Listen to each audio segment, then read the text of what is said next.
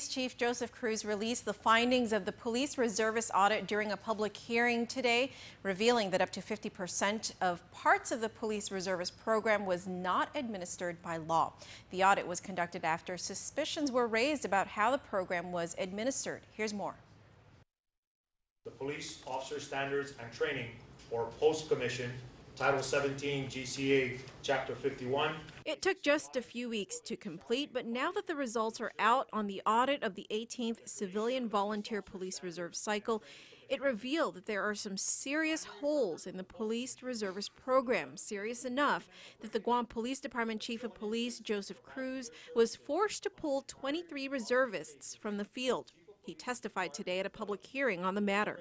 An internal audit of the 18th CVPR cycle, the most recently trained reserve cycle, revealed certification training concerns that were inconsistent with that which is required by the aforementioned mandates. Cruz says that the most recent cycle of reservists only completed a total of 509 hours of the required 735 contact hours. These hours were broken down into different aspects of the training cycle, of which he says 45 hours are for essential courses. It is also important to note that the training that was afforded to the members of the 18th CVPR cycle was of a substantial amount, and that some of the training administered did exceed that which is required by law. However, the internal audit also revealed that up to 50% of the courses required by law were not administered to the cycle. Some of those courses that were not administered include first aid, active shooter, Guam criminal law, and dealing with physically or mentally challenged individuals, dynamics of substance abuse, and defensive tactics, among other courses.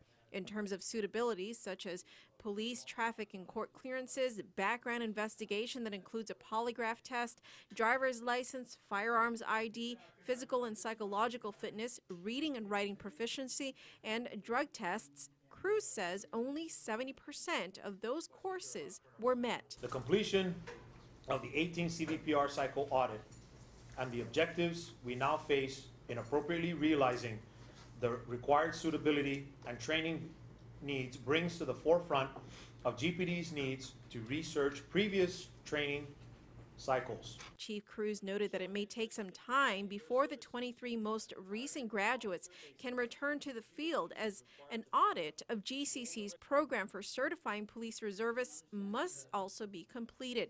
In the meantime, some of the recent graduates are performing other roles within the department, such as police escorts and dispatchers.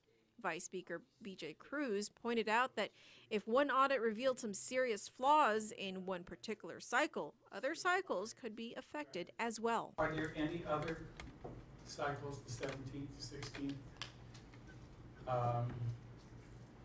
that you're considering auditing? Absolutely, Vice Speaker. The results of this audit has led us, in being comprehensive, we are taking a look at the entire program, and that we are considering the possibility, or we're considering that there is a need to look at all the cycles before that, just to make sure that we are doing our part. We're doing our due diligence to make sure that all our police reserves are meeting that same standard. You can read more online at pacificnewscenter.com.